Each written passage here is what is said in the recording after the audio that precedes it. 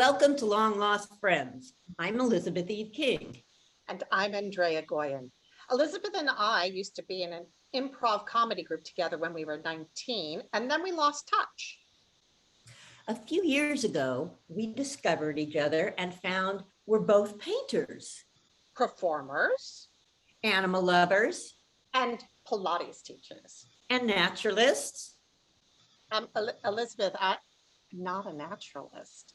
I mean, I love nature, but I'm not a naturalist. That counts. The point is, We're long lost friends. And we're both award-winning writers, fiction writers. Speculative fiction writers. And after one of my short stories appeared in MetaStellar, we started the show.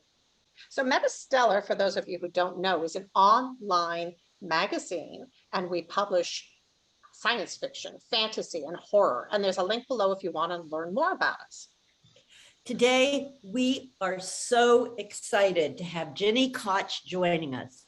Gini is an incredibly prolific, multi-award winning science fiction, fantasy, and horror writer. She's best known, and here I'm going to get one of her covers up for the first of a currently 16-part series, but there'll be 20 at least, and maybe more, Touched by an Alien, which is also known informally as the Catherine Kitty Cat series, published by Daw Books. She has published an amazing amount of short stories, and she's made the most of multiple personality disorder by writing under a variety of other pen names, including Anita Ensal, Gemma Chase, A.E. Stanton, J.C. Koch, and J.J. Koch.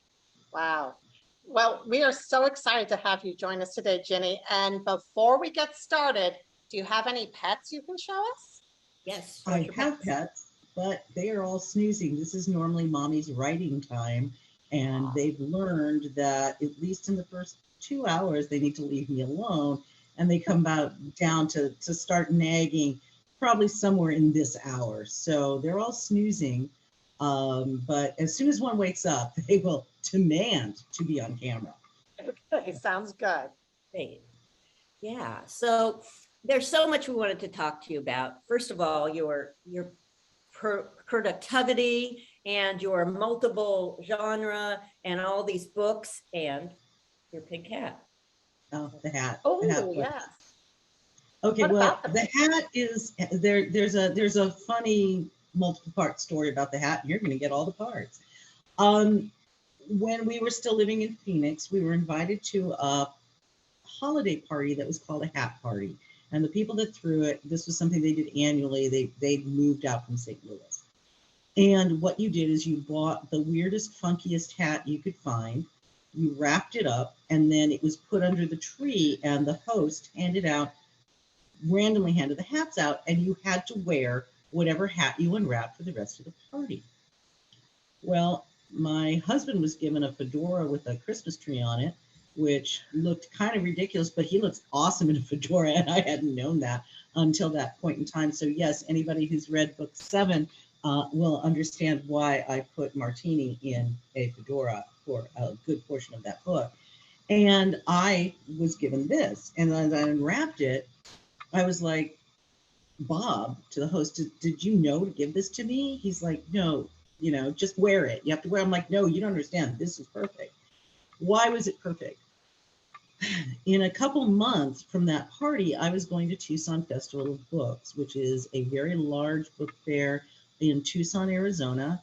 It routinely brings in about 120,000 people for the weekend, and it's all outdoors. And as the camera is really emphasizing, I'm very pale, and I sunburned in like 3.2 seconds. And I knew I needed to wear a hat. Plus, I've had multiple concussions, and they gave me crowd anxiety. And the way my crowd anxiety manifests, if I'm supposed to be with people and I can't find them, I go from very calm and, oh, they're around somewhere, to utter panic in about 3 minutes. And you don't really want to be having a panic attack right before you have to go sign books or be on a panel. So I thought, well, this will protect me. It's a cowboy hat. Okay, they were made to protect your back, the back of your neck and the front of your face from the sun. and it's shiny. I bet people will be able to spot me. Well, it's a beautiful weekend, and everyone's finding me like in seconds. And I asked one of my friends, I said, wow, you found me really fast. She's like, the hat's a beacon. It's like with the sun hitting, it's like the light from the Luxor shooting up a beam to the heavens. You're impossible to miss, right? It's like, yay. Also, for most of us, once you put on a hat, taking it off shows the dead weasel that now lives on your head. So once it's on, it's not coming off, right? So I wore the hat for the whole weekend. It was great.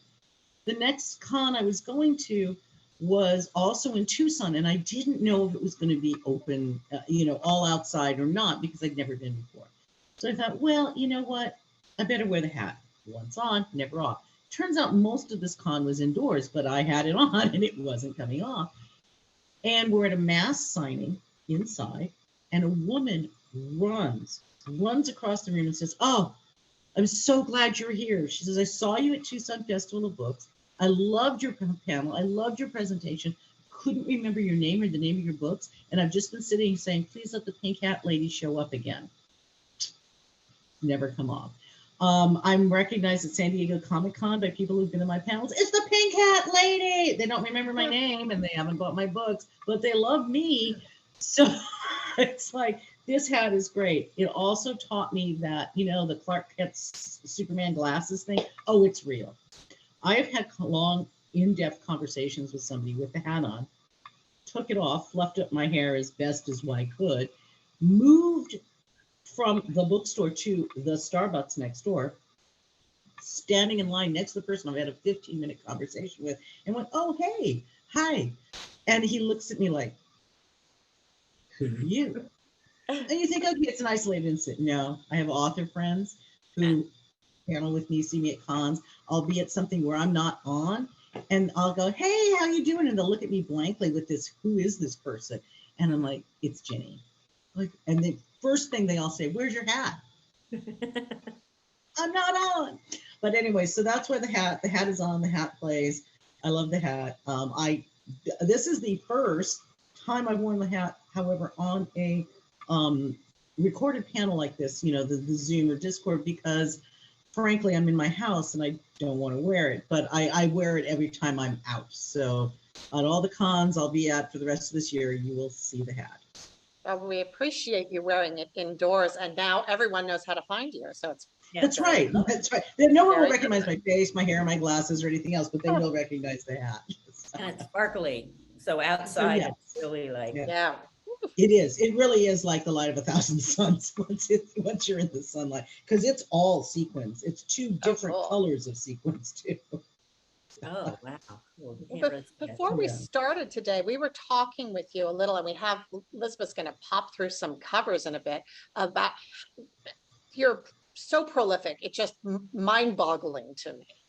And we wanted to ask you a little bit about how that came to be, how many hours a day do you write? Not that it's going to be work for everybody, but how do you do that? It varies. Number one, it is a controlled form of schizophrenia, and I make it work for me. I have 6, 7, I lose count. There's always one I forget. 10 names right now. So you have Gini Koch, you have Anita Ensall, Gemma Chase, A.E. Stanton, J.C. Koch, and that's the name I write horror under, and G.J. Koch, and I'm forgetting somebody. But anyway, so I've got all those. And but do you write, they can't each be a different genre, can they? No, what they are is my voice changes. As Gini Koch and as G.J. Koch. G.J. Koch is what I write the Alexander Outland series under. I'm funny. And as Gini Koch, I'm funny. As G.J. Koch, I think I'm even funnier, honestly. But it's really hard to be funny all the time. And there are stories I want to write that aren't funny or don't lend themselves to the same level of humor that I have to maintain as Gini Koch. For example, in book 8 in the Alien series, which is Alien Research, I not only have to make you laugh, I have to kill people that you care about and make you laugh in the next chapter. That's difficult and it's draining. And so I want to have the opportunity to write something else. As J.C. Koch, I write horror, and it's really nice. The monster can win. The monster can be my protagonist. Okay, I can have gallows humor, but I don't have to be funny. As Gemma Chase, which is, I think that the cover you have right now, The Disciple and Other Stories of the Paranormal, that's a collection. And those are all paranormal stories, but they're not funny paranormal.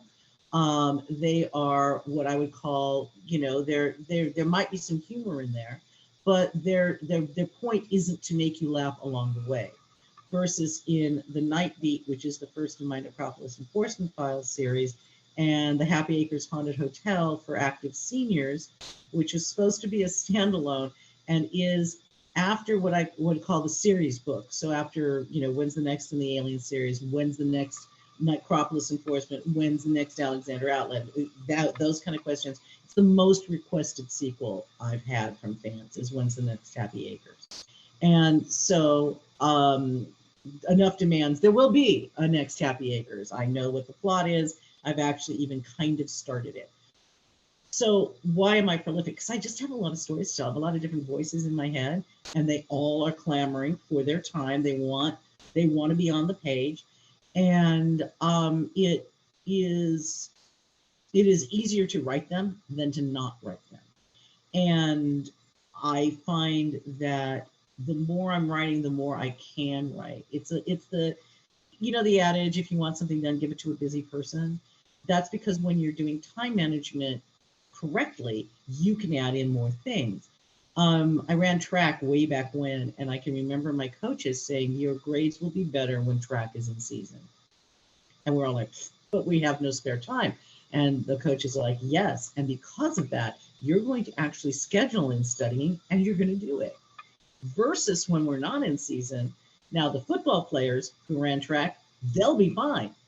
The rest of you are going to struggle. And they were right, because the football players just went from one set of I've got to do this to another set of I got to do this. And the rest was like, woohoo, we got time off. And sure enough, everybody's grades dipped. And, and it wasn't like a self-serving thing. We wanted to prove the coaches wrong, but they were right.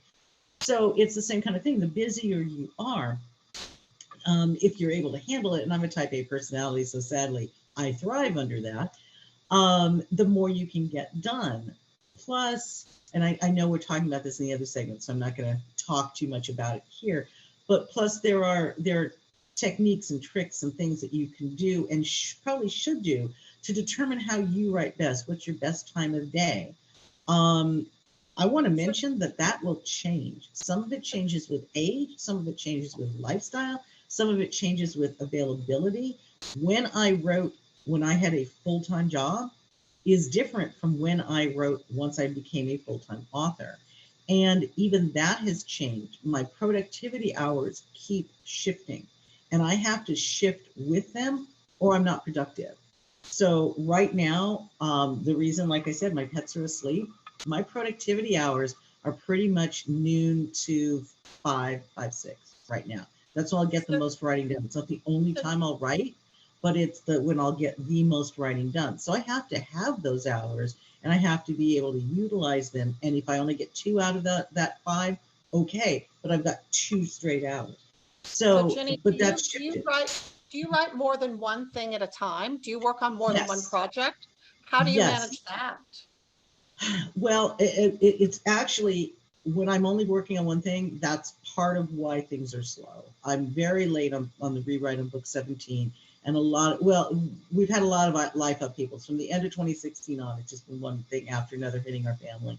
And we're weathering it, but it's been a roller coaster of good, bad, and awful. So that doesn't help. But the other thing is, if I'm only focused on one thing, I can get very, very stale, get very, very stressed, because if it's not coming, right, what do you do? Versus if I'm working on between 4 and 12 right now, 4 and 12 projects at a time, if I'm stuck, I can just go to something else, and I'm still working, I'm still writing, the creativity is still flowing, and that answer will come.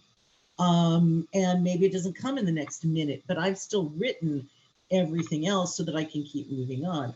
The way I used to do it was I would work on project A until I was either at a stopping point or stuck. Like I just can't write anymore on this today, or I have no idea what comes next, because I'm an extreme linear writer, and I start with the title and then I write the first line, and when I get to the end, I stop. So it's very challenging. If you don't know what's coming next, you have to wait. And I would then just pull up project B and I'd work on that. And the minute I was out of stopping, I can't write anymore on this, or I don't know what comes next, now it's project C. Sometimes when I was writing project C, I'd be like, I know what I need to do for A, and I'd go back over. And sometimes I have to go to D or E or F and so forth, but that's how things get written.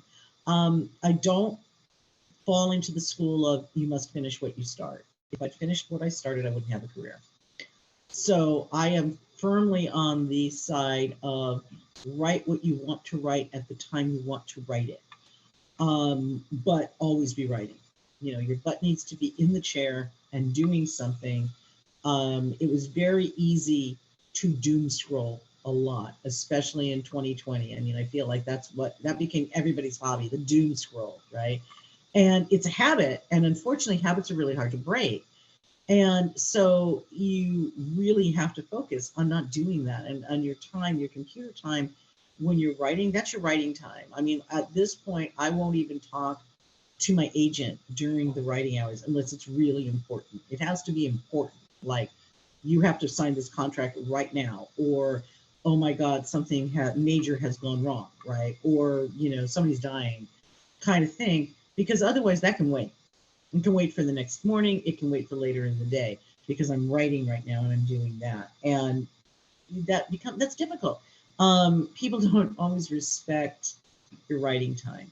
And I'm sure, anybody who's ever done anything in the creative arts, you know, just nods their head, because people don't respect it. Oh, you're painting right now when you have a chance. Oh, you're writing right now when you have a chance. It's like, well, you've interrupted me, so I might as well do it now, right?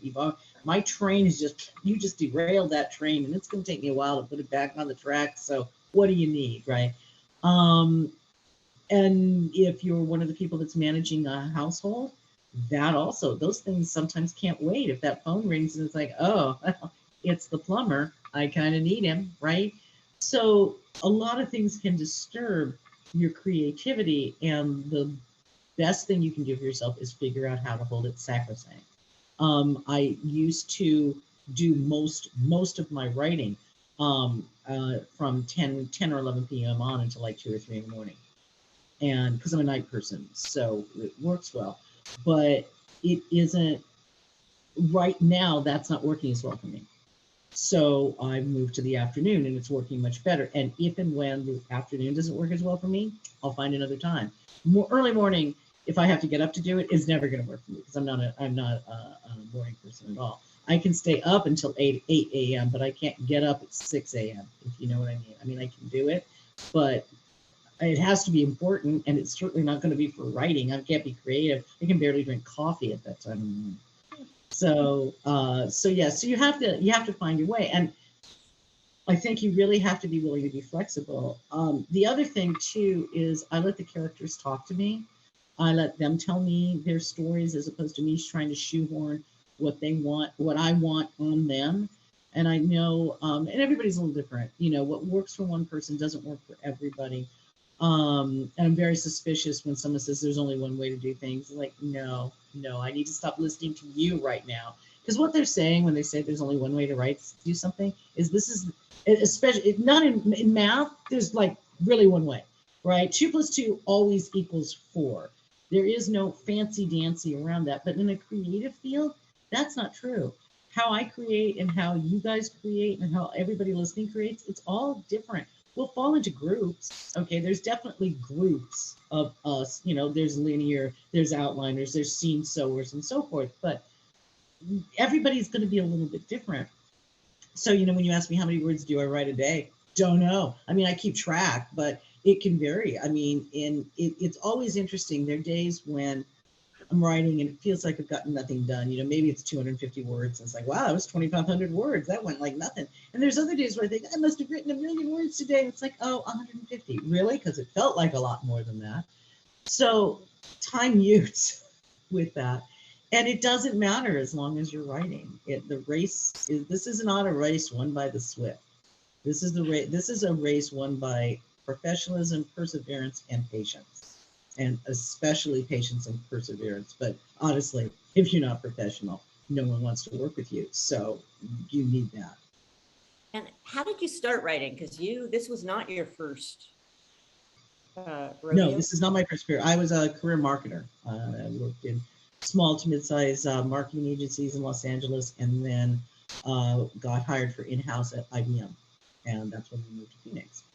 But I've always had voices in my head. I mean, always.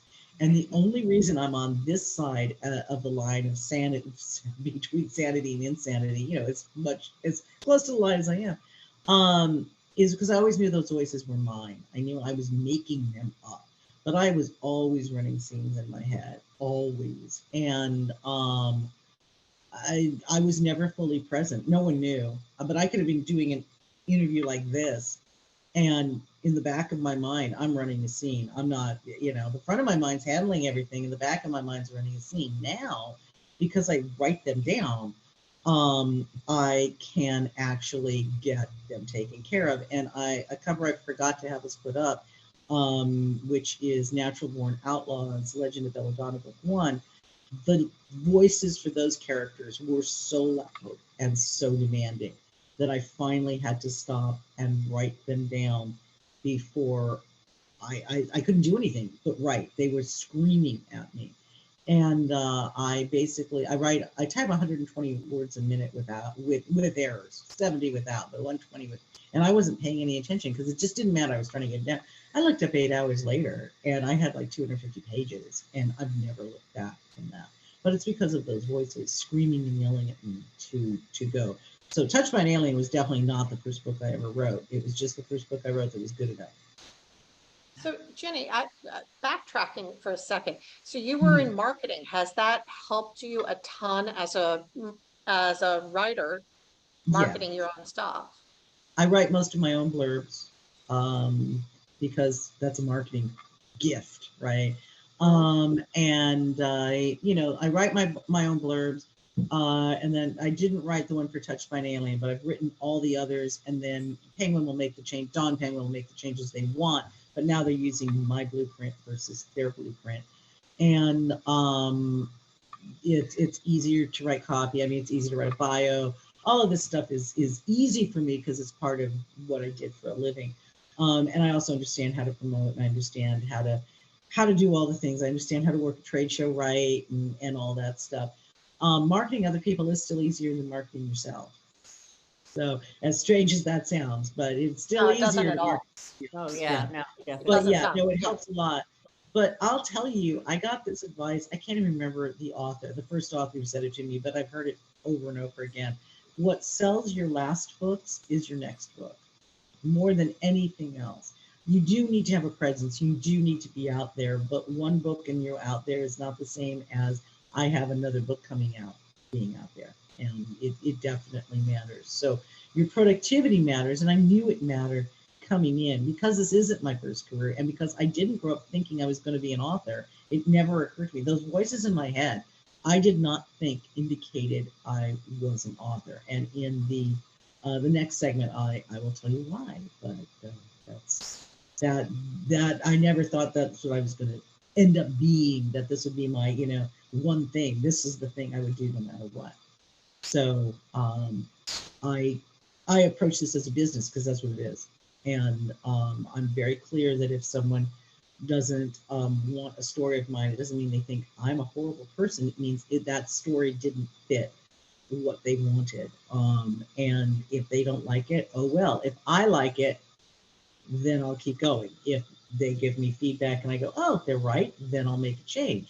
But my ego attached to it is different than a lot of people's because that book is my baby. I have a genre. She's not a book. That's a great way to look at it. I think we all struggle with that. Well, you don't, but most writers I know do. So it's always good. I'm always saying, okay, it's the product is not you, and always kind of reinforcing that. So it's nice to hear someone who's successful at that. Yeah. Well, I mean, it's not like it's fun. Don't get me wrong. When someone says not for us, it's not like I throw a party, but I'm clear that not for us means not for us. Either, you know, I missed a typo. You spotted a typo in the first paragraph and you're done. Get it? Okay. Or what I wrote doesn't fit your magazine, your anthology, your publishing house, whatever. You know, one of the greatest thing to happen for authors is self-publishing. The worst thing to happen for authors is also self-publishing, but the best thing for authors is self-publishing, because if you get enough of the, in my opinion, if you get enough of the right kind of rejections, and you're not going to be able to sell to a house, well, these days you can still launch a very successful career by going, you know what, my book is good enough, and people, you know, I have enough people liking it, and readers will let you know. You know, if they're buying your books, they like your books. It's really that simple. And voracious readers read voraciously. That pipeline, you can't, one person cannot possibly keep the voracious readers going. Yeah, there's got to be lots of authors out there, because I know people that read 3 books in a day. I know people that are reading 4 different books at the same time. I don't know how they keep that straight, but they do. I can write 4 different books at the same time, but I don't know how you read 4 different books at the same time. But, you know, it's probably the same kind of compartmentalization. Yeah. But there are people out there doing that. One person can't keep up with their needs. So, you know, there's plenty of room for everybody, but at the same time, you've got to understand that there's not one thing out there that's for everybody. The Bible is probably the best-selling book in the world, and that's sure not for everybody. So, you know, Shakespeare is considered a great one. He's not for everybody too. So, you know, you can't expect that everyone's going to love your stuff. And that goes for agents and editors and publishers, so as well as readers. Did you start off by self-publishing? No. I absolutely, especially when I started, self-publishing still existed as a vanity press, and that was a big no. Do not pay to play. Do not pay to play at all. But no, I wanted to go a traditional route. The first thing I self-published didn't happen until I had 5 books out in the Alien series, and the first book in the Alexander Outland series was out, and then I self-published. So I'm not anti-self-publishing. I just think it was much nicer to have Penguin create a fan base for me by putting me in bookstores than me having to do it all by myself. So I really do thank Penguin's distribution. It wasn't Penguin Random House when I started. Penguin's distribution model put me in bookstores, that's English reading bookstores all over the world. So I have an international fan base, and I have had since day one, and I'm very grateful for that. And I could not have gotten that as a self-published author, especially back then. Now, yeah, if you do your marketing right, you probably can, but it's a lot easier if a big publisher is putting in a bookstore. That makes a big difference. Yeah. And when did you start writing? Oh, see, that's the loaded question. Do you mean when did I start writing, or when did I first get published? Well, both. First one and then the other. I was writing for a decade before I finally wrote things that were good enough and understood how to pitch them properly. My first contract was for Touched by an Alien and Alien Tango, which is the second book in the series. And that happened I got an agent on Touched by an Alien at the end of 2007, and I was contracted by DAW by, I think it was April 2008 for To Appeal. While that was happening, I sold The Last Day on Earth, which is a short story written as Anita Ensall, to a Eposic for their Book of Exodai anthology. So I had a short story sale as Anita Ensall and two novel sales as Gini Koch, roughly around the same time. So 2007 to end of 2007, start 2008 was a very, very good time for me. So and so those were my first sales, and it was great. My first humor sales actually go back a little farther than that, and I shouldn't forget them because they were actually vitally important. I'm a funny person in person, and I have stories that I tell, and one of my friends, Dixie, was constantly saying, "You need to write this. You could be our own David Sedaris, right?" And I'd be like, "Yeah, yeah, yeah." And at that time, everything I was writing was deathly serious, and so serious, oh, so serious. And I finally thought, okay, I'll write these down. And so I sold my first humor short to FlyMF.com. And they bought 3 shorts from me and then decided they were shuttering, which wasn't because of me. The editor's just like, "We love doing this. It's so much work and we're done. We have other pursuits." I'm like, "But you love me now." But when the day I got the acceptance for my first short humor piece from FlyMF, in the check came in the mail, $25. No one was happier about that than our CPA, because she could finally start putting some of the money I was spending towards something, But my husband's so excited, right? "Oh, look, your first paid sale." In that was a Not For Us postcard, which is the least personal way an agency or a publisher can reject you. Like, here's a postcard, right? Nothing. From an agency where I thought for sure the book I was sending was going to capture this agent's interest. And so I'm standing there with this $25 check from FlyMF with like, "We love you" on it, literally. And this postcard from this big agent saying, they hadn't even cared enough or were interested enough to write my name. Okay. And my husband I burst into tears, and I ran into the bathroom and I locked the door and I cried my eyes out. And then I left and I went back to what I had started writing, which happened to be what was supposed to be a dark, short, noirish horror story.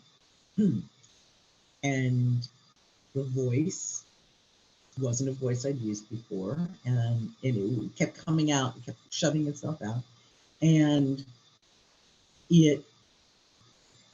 where I thought it was going, it wasn't going there, and I intelligently let it ride, and that became Touched by an Alien. So the rejection hurt like hell, but at the same time, if FlyMF hadn't bought that, it's like, because my mind was, well, they love me, funny is fine. Finally clicked through that funny was okay. But you still write unfunny. Right. But Touched by the entire Alien series is funny. Yes, it's life and death and things are very serious, but it's still funny. There's a lot of sarcasm jokes, running jokes, all sort of hilarity, slapstick in there. And I never would have done it if FlyMF had not bought humor shorts from me. So, it all builds on itself. So, never give up, never surrender. But that's how I started writing. So I was writing for 10 years before Touched by an Alien, and before Touched by an Alien was published. Well before Touched by an Alien was published. So, yeah. So, but Touched, the Book of X-Dye came out at the end of 2009, and Touched came out in April 2010. So that's how long I've been published. Wow. Great. Now, because I thought you started writing like Westerns or something, didn't you? I did. That is Belladonna, Legend of Belladonna. And that book, I learned to write on that book. And version 2.2 I numbered them like software versions. So version 9.2.2 is what my agent sold to Graphic Audio, and it is the first in that series is an audiobook. And I forgot to send you the cover, but it's a really cool cover. I'm sure. Up there, though. Here, I'll put up another one. Yes, so that is one of the anthologies I'm in right now. You can, the ebook is available of the Reinvented Heart. That's me writing as Anita Ensall in there. And the physical books are coming, we hope, soonish. Supply chain. Is Anita Install comedy or what? What is No, she? Anita Ansel is much more of a peace-loving Bobby Sherman kind of voice. She's she writes in the same genres as Gini Koch and Anita Ansel. I'm no matter what I do, at least 75% of what I write comes out of science fiction. I don't intend it to, but it does. So I have dystopian science fiction, A.E. Stanton. I have horror as J.C. Koch, but also horror science fiction, again, as J.C. Koch. I have paranormal, heavy paranormal as Gemma Chase. And A.E. Stanton also writes the novel set in the Old West. G.J. Koch, funny space operas. And then Anita writes everything. But she doesn't have the same voice. I sound distinctly different. In fact, my critique partner, I'll be starting some, she's like, this isn't Ginny, this isn't Anita, this is Gemma. Or this isn't Gemma, this is JC, you know. And so we know it, and we go through all that. And then I have other pen names that aren't published yet. Seriously. And that's why I lose track. It's like, I don't know which pen name. I'm forgetting one. I always forget one. But I've got a lot out there and more to come if I have my way. And that, again, is just because my voice changes. It isn't genre so much as it is the distinct change in voice. As Gini Koch, you pick it up, you expect it to be funny. So I've written two. I have a story in the X-Files, an X-Files anthology, Trust No One.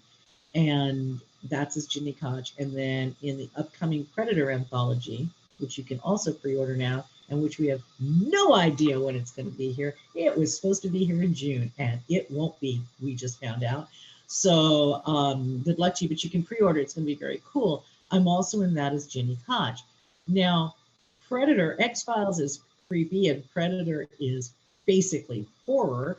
But I wanted to write them as my main name. And so you try to get the little bits of humor. For X-Files, it was easy because Mulder is a sarcastic character. And so I was able to get the sarcasm in. In Predator, my story in that, you'll really recognize that I'm doing, I think it's you know, like a version of Kitty in that sense, but she's a very, very different version. But Callie still has some sass and spunk. And you know, I mean, in Predator, let's face it, it's always going to be a bloodbath, because that's what Predator is. So, but it's fun bloodbaths, and I'm really excited about this anthology, and we're all really bummed that it is not coming in June anymore, but now will show up, we hope, somewhere in 2022. But you can pre-order, and it's going to be great. So I strongly recommend that one. Yay. Well, thank you so much. So we always end each section by the best thing we learned this week. And I usually go first. So okay. I will. Always go. I always go first. Actually, I say usually, but I always go first. So mine, it's a small thing. They say a diamond's a girl's best friend. But did you know if you went to Jupiter, Saturn, Neptune, or Uranus and we're in a rainstorm, it would be raining diamonds because of the pressure on the atmosphere. They just like literally on one of them, let's see, I wrote this down because I was so blown away, 10 million tons of diamonds rain down in one of these storms. So wow. Devirus is like, oh, I don't know. But that was, I don't know if it's the best thing I learned. You just gave the diamond cartel people, whoever they are, nightmares. They're like nightmares. They're like, oh my God, no space travel. No. They're going to go. Next time we'll hear that Elon Musk and Bezos have been killed. And I say good riddance. Okay, mine is something I read a little bit ago that I thought was pretty cool. And I'm just going to kind of glance down for reference. There is a Nigerian woman whose name I'm going to probably butcher, but her name is Virtue Oboro. And she had a baby who was jaundiced, and the hospital near her didn't have the proper light mechanism. They need like a, I think let's see, it's a blue light therapy to get rid of the bilirubin buildup. And it's really simple, but they didn't have one. So they had to do a blood transfusion to save her child. So she was like, no other mother should be able, have to go through this.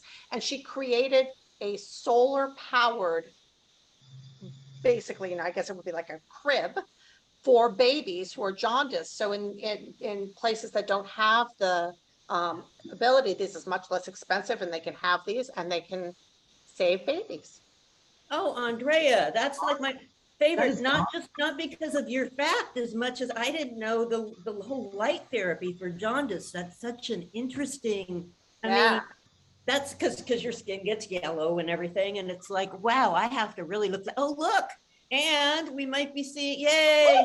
Yay. Who's this? Beautiful boy. This is his Nibs, aka Dash. And those glowing eyes are actually pretty accurate. He is our little demon. Oh. He is a Dachshund Chihuahua Min Pin mix, and he biting is his personal idiom, and he looks adorable, and he's cute, which is why he's managed to survive this long. Oh, he's also heavy. So here's more of Dev. Oh. So, I'm glad he woke up to say hi. Yeah. I know. I dragged him up. He's like was moving. I'm like, no, they want to see you. He's like, I don't care. For I sure. don't care I more. wanted to see you. You're so cute. That's great. Well, and that's Okay, so now I have to do the best thing I learned this week, right? Yeah. Okay, this is actually an exclusive announcement because no one else knows this yet. Well, a very tiny handful of people. We have finally found a good audiobook company, Skyboat Media, and they will be bringing out the audiobook of Touched by an Alien somewhere later this year with a voice narrator I'm actually excited about. So very exciting news. I just chose the voice actress yesterday. you have such a great voice, though. Have you thought of doing it yourself? Because you really have a good voice. I could do Kitty. I want them to sound as much like, honestly, in that sense, as much like me as they can get away with. But it's so much work, and you have to be perfect, and you need a soundproof room. And the dog I just put down, biting is his number one, barking is his number two favorite thing to do. So I don't have the bandwidth. I will if I have to, but I don't want to have to. And I've got to say, I'm really excited about the voice actress. I think she can do a really good job. So they gave me 3 really great options, and I'm picking the best one for me. And, she's going to do a couple of tests of the most important pages to me getting right in Touched by an Alien, and we'll do the phonetic dictionary and all those things that the first time around did not do from the company that shall not be named. But Skyboat, lovely people. I'm really excited. And I don't have the cover yet. They're going to do their own cover. And their covers are really cool. So I can't wait. So I'm very excited. So this is the first place. So that's the news. That's the thing I learned. Hey, that's great news. Is that I've got an audiobook that I'm going to be excited about coming. Great. Yay. Congratulations. Wow. Thank you. So that's wonderful. And we also want to thank Maria Korloff for managing us, putting on the show, running MetaStellar and everything she does. And Sydney Levinson for doing our editing. Thank you so much. We couldn't do this without you. We could not. Elizabeth and I could not do it without them. And please like this video and leave comments. We'd love to hear from all of you. And be sure to subscribe to our channel and hit the notification button so you don't miss any future episodes. And if you'd like to help support our publication and help us publish more original fiction, you can visit and support our Patreon page. So thank you so much, and we will see you next time. Thank you. Bye. Thanks, Gini. Thank you.